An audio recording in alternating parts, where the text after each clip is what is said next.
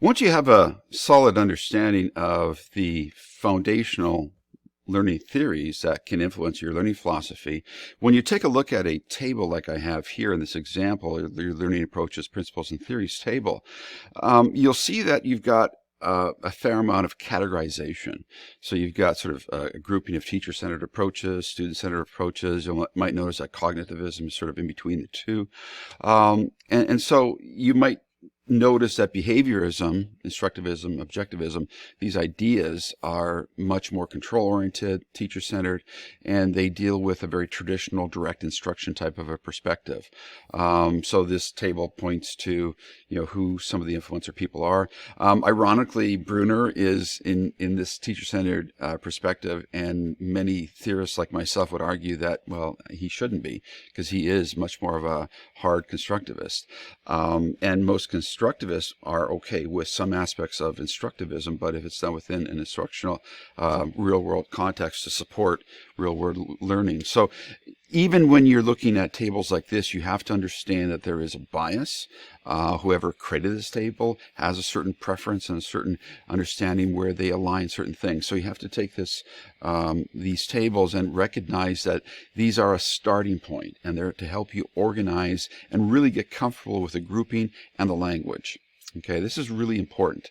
In this particular table, I would disagree with the person who created this in the sense that cognitivism is student-centered because it does focus on the individual and their capacity. And most cognitive constructivists, like Bandura, like Regeluth, Ozabel, these people will focus on many constructivist type perspectives as well, right? The humanists, now here's something interesting. Here's a humanist, right? The humanist perspective of Maslow and Rogers and Knowles and experiential learning, they integrate the human dimension, which is really extremely important, and the social component. But guess what? That's really no different than Vygotsky's social constructivism. So it's interesting to see that humanism has this influence, but today we label it as social constructivism, and in some more contemporary lists, you will see that humanism is no longer included, and we choose to use a term like social constructivism.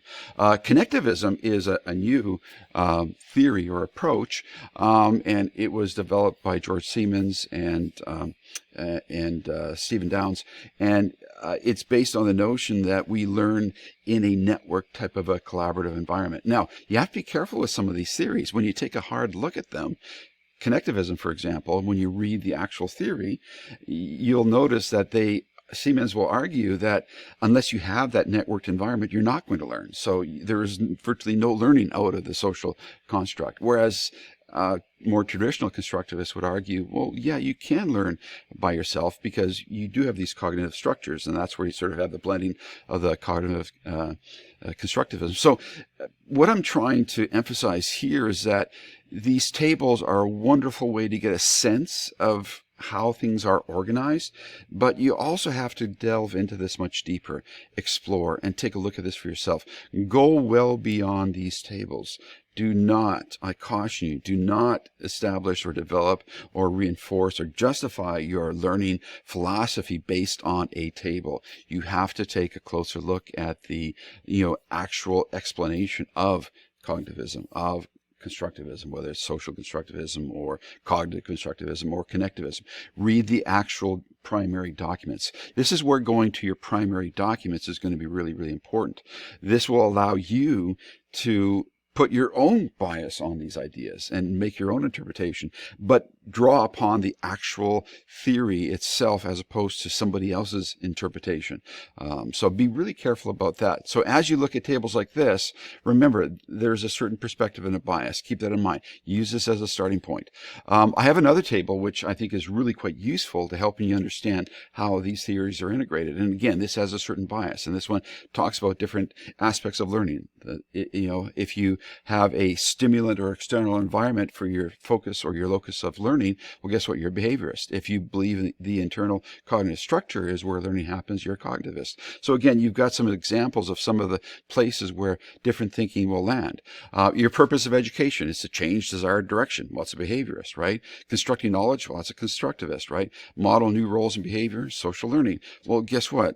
Some would argue, well, that's also a constructivist. Well, that's also a humanist. Well, that's where you get this blending of this, cognitive constructivist or the social constructivist. So keep that in mind as you look at these tables.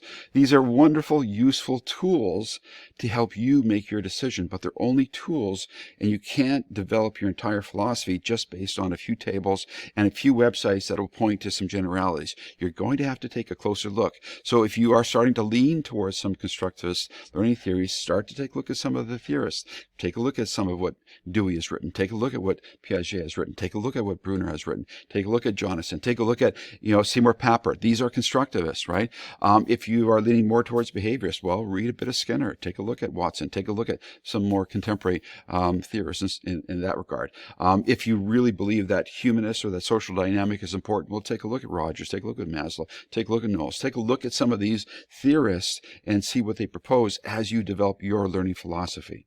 Go to the primary sources. But the important part is as you develop your ideas, keep in mind, you want to be able to create a significant learning environment where you can actually give your students choice, ownership, and voice and enhance their learning.